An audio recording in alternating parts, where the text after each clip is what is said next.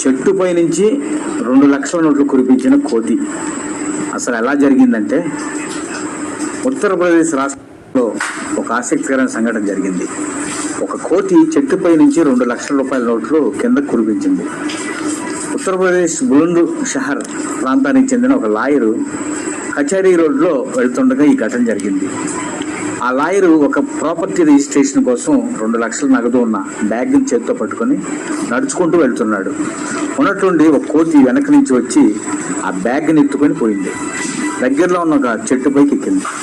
ఆ bag open చేసి అందులో ఉన్న కరెన్సీ నోట్లను చెట్టుపై నుంచి కిందకి విసిరేయడం మొదలుపెట్టింది. అలా 500 నోట్లు వరుసగా కిందకి విసురుతూనే ఉంది. కింద ఉన్న లాయరు అతడి అసిస్టెంట్ ఏమీ చేయలేక అలా చూస్తుండిపోయారు. ఇదే క్రమంలో చెట్టుపై నుంచి 500 కరెన్సీ నోట్లు కింద పడడం చూసి స్థానికులు కొందరు అక్కడికి చేరి ఆ నోట్లను ఏరుకున్నారు. ఇంకొందరు ఆ నోట్లను తీసి లాయర్కి అప్పగించారు నిజాయితీగా. కొంతసేపటి తర్వాత ఒక వ్యక్తి ఆ చెట్టుపైకి ఎక్కి కోతిని భయపెట్టేందుకు ప్రయత్నించాడు.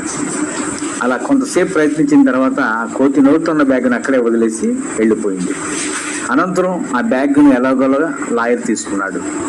కానీ ఈలోపే ఆ 2 లక్షల నోట్లో చాలా వరకు కోతి కింద పడేసింది. కొందరు ఆ నోట్లు తీసుకొని వెళ్ళిపోయారు, ఇంకొందరు తిరిగి వచ్చారు. అందరి దగ్గర నుంచి నోట్లు కలెక్ట్ చేసి కింద పడ్డ నోట్లను ఏరిన తర్వాత చూస్తే దాదాపు 25,000 రూపాయలు తగ్గింది. ఈ విషయమై అతడు స్థానిక పోలీసులు కూడా ఫిర్యాదు చేశాడు.